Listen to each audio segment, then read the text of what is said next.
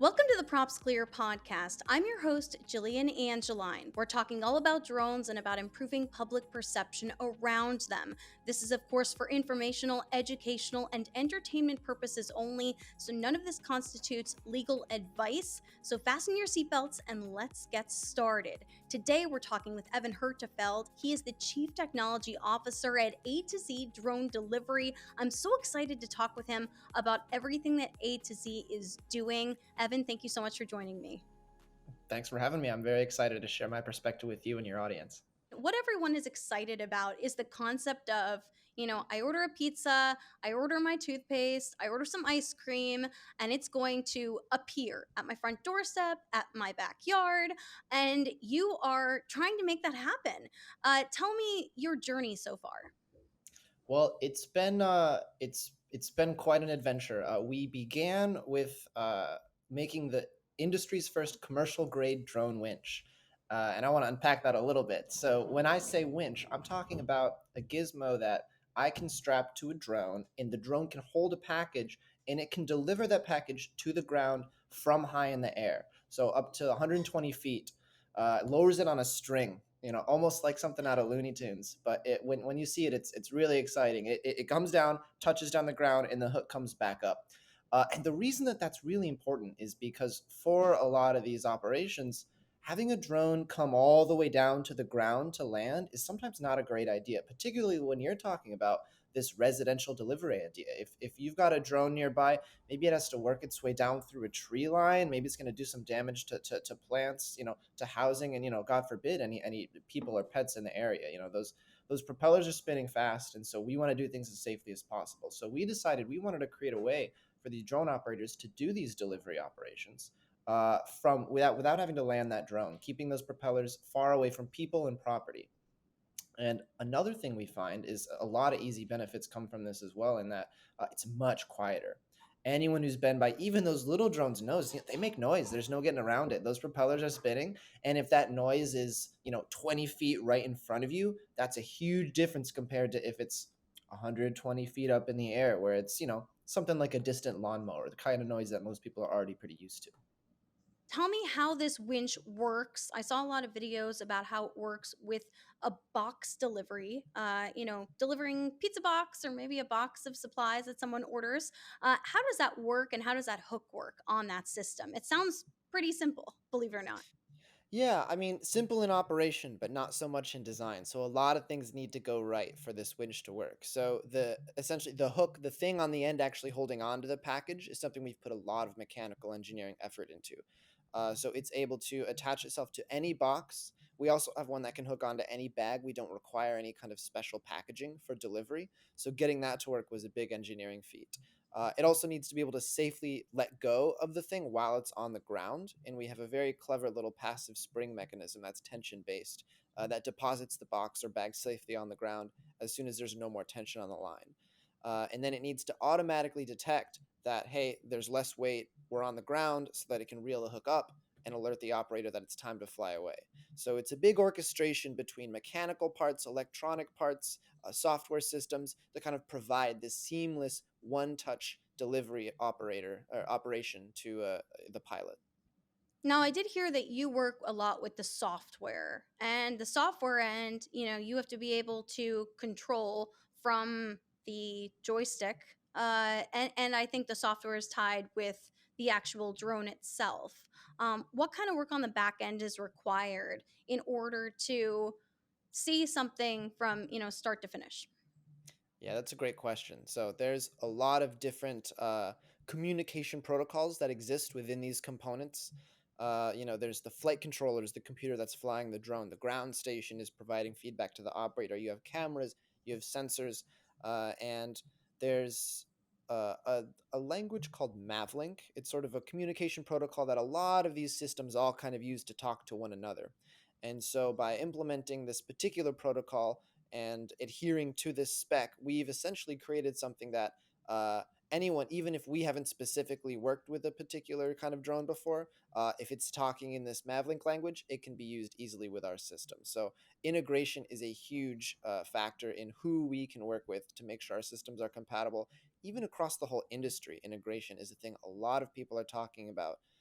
just because you have people like us making these novel drones and these components, but no one can do it alone. You need to bring together a lot of different technological aspects to make something like this happen. So integration on the software level is a huge component of making tech that just works and that people want to buy. So it's something we put a lot of love into.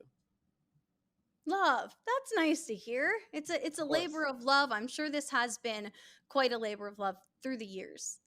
Absolutely, yes. I mean, you have to love what you do, and be thinking about the operator who's flying the drone as well as the end recipient who's receiving the package. This experience has to be safe and enjoyable and simple for all of the people involved for this to get off the ground. Now, since this is an educational, experience and an educational podcast, I want to talk about what this kind of technology can be used for. We talk about how it could be used for delivering things like food or toiletries or just things from a retail store, but it can also be used for medical delivery of supplies. It can be used for search and rescue in the field. It can be used for ship to ship transport. In It's also being used for offshore oil rigs as well. Can you tell me about that and about some of the practical uses of something like this? Absolutely, yeah. A lot of people immediately do jump to this sort of, Amazon style mail carrier application, which definitely a huge opportunity there, but one of the most challenging places for drones to go, just because you're going into unfamiliar places, you're flying over people, you're flying over roads, you're in densely crowded areas. From a regulatory perspective and from a margin perspective, there are a lot of barriers. So certainly some companies are making headway here, but there's a lot to be had in, like you described, these more sort of industrial logistical use cases where maybe you control both the delivery point and the end the takeoff point, Mhm. or maybe you're flying over water, so you can maintain a line of sight on that aircraft and not have to apply for any special waiver. So a lot of these applications, uh, they're sort of where the industry's cutting its teeth. These Mm. more well-defined internal operations, like you say, search and rescue is a huge one because you've got someone who's out trapped on a hike. Maybe they're stuck in a crevice or something, and you can fly the drone above and get a clear view of them. You can then locate them, and then you can immediately get them some first aid supplies, some water, maybe a walkie-talkie, until someone on the ground can reach them and do the actual rescue. So that's a big one we're seeing a lot of attention from. Medicine, as you say, is also huge. We have a rooftop to rooftop medical operation where we have supplies and samples going from between a lab and a hospital. And these are the kinds of applications where time is of the essence. Any Mhm. time where every second counts is an application for drones to really deliver value. Absolutely. I know that I was talking with, some of your associates, and they were telling me that this system that you have that's attached to a drone may be used in the Asia Games to deliver defibrillators around that area. Is that true? Yes, absolutely it is. It's a great use case. Defibrillators in particular are sort of like one of the golden use cases in that it combines all of the necessary ingredients for drones to really be absolutely useful. Like literally every second counts. I believe there's some statistic as to how long each second which, defibrillation isn't provided adds Mhm. to the risk of death. And they have these wonderful systems that truly can be just anyone can grab it. It talks to you, it walks you through the process, so you just need to get that device to the person as soon as possible. And of course, at an event like the Asia Games where everyone is pushing their hardest, anything can happen out there, and so they wanted to be prepared. So I also heard that you use the technology in the aftermath of Hurricane Ian as well. Can you talk to that or explain how it was applied? Absolutely, yeah. So one of our partners, Zing Drone, was interested in doing some relief there. So when Hurricane Ian came through, the particular spot that we found as a good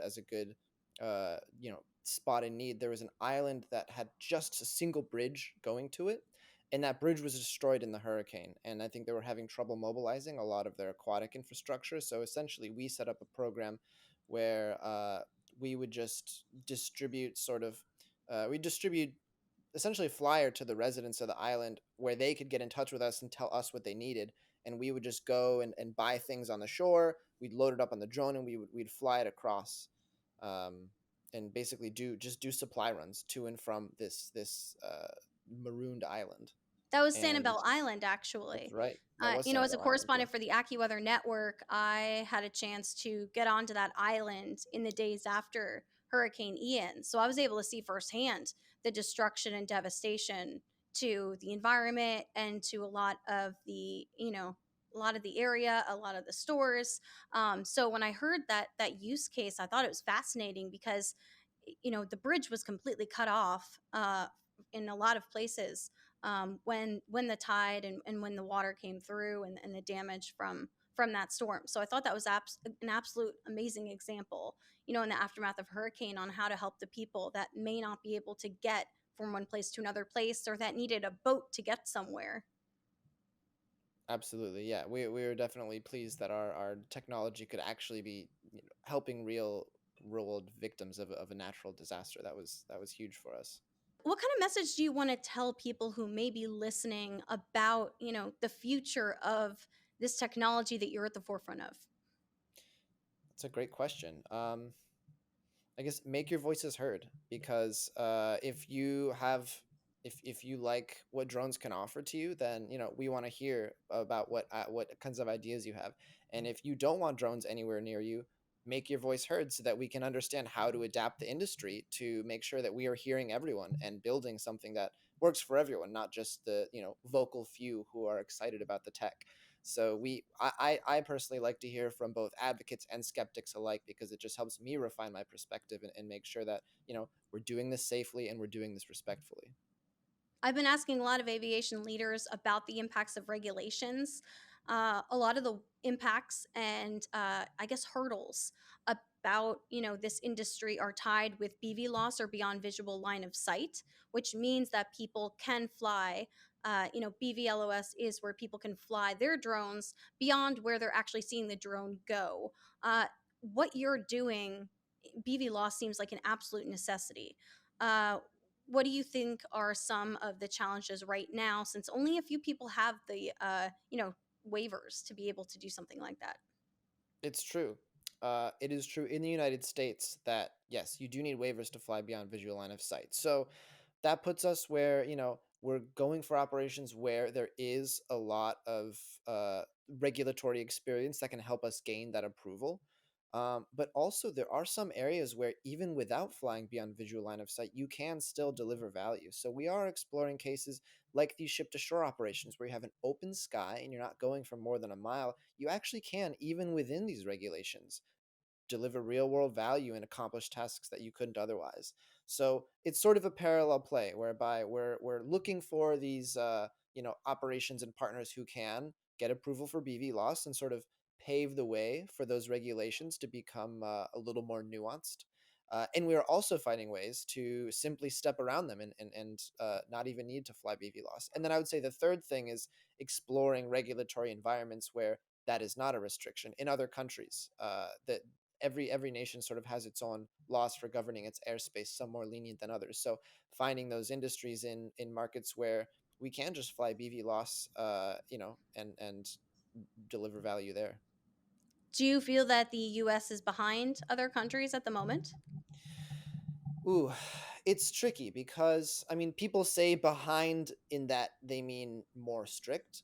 Hmm. Um, However, I mean, I definitely think it's better safe than sorry. It really only does take one failed operation, one drone falling out of the sky, one disaster to set the industry back. I mean, we've to have an extreme example, we've the the Hindenburg, the blimp.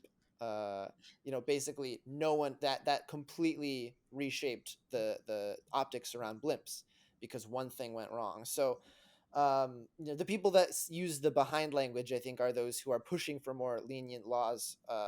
But I think there is stuff in progress. It is changing. It's changing slower than a lot of industry people would like. Hmm. But I would much prefer that we are to I would much prefer that the legislation hold us back rather than the technology put us in danger. That's an excellent point and well worded, may I add. Evan, what do you think is the future for A to Z? What is the next step? You've got two drones, you've got the Pelican and the Longtail, you've got the winch that can be applied to most drones out there, from what I hear. Based on its size, though, I don't know if it can apply to, like, smaller, some smaller drones out there, like my DJI Mavic Air. I don't think could fit this winch onto it, but Not quite. but yeah. So, but what do you see as the future, and what else are you building or looking to expand on? Of course. Well, our drones, our flight platforms are still pretty new, so we're getting a lot of excitement from there. We would love to scale up those operations and meet some more partners who are doing exciting stuff with those. So just making more friends who are making more waves in the industry is definitely something that we want to do. And from seeing how those go, we want to improve our own technology and continue to just have that feedback loop of, successful operation improves technology, allows more successful operation, and that's one way we want to scale. We also do. I unfortunately can't go too into details with this because it is still sort of under wraps, but we're exploring some novel ways that we can get into the infrastructure game, because not a lot of people are talking about the long-term infrastructure for these drones, and a Mhm. lot of solutions currently on the market are very prohibitive in terms of cost, performance, and capability. So A to Z has some pretty big ideas when it comes to uh, laying the groundwork for this kind of stuff to really scale beyond just the drones and winches, but as I say, the infrastructure itself, I think, is as much as I can admit at this point. But that's something we're very much thinking about as someone who has seen a lot of the hurdles and been in this industry for a while. Much in the way that we have, parking spots for cars and roads for cars. What exists for drones beyond just find a clear spot in the park to take off from? That approach will only get us so far. And as these things scale, we'll need sort of dedicated yeah resources out in the world, things for to facilitate drones to get from place to place safely and unobtrusively. Well, hopefully, maybe you can come back on to PropsClear and break that news when you are ready to announce something. Thank you so much, Evan, for talking with me. Be sure to follow PropsClear wherever you get your podcasts. You can also watch on my YouTube channel. If you have any topics or suggestions for this show, email me at angelswings.jillian@gmail.com. That's ANGELSWINGS.JILLIAN@gmail.com. We'll see you later.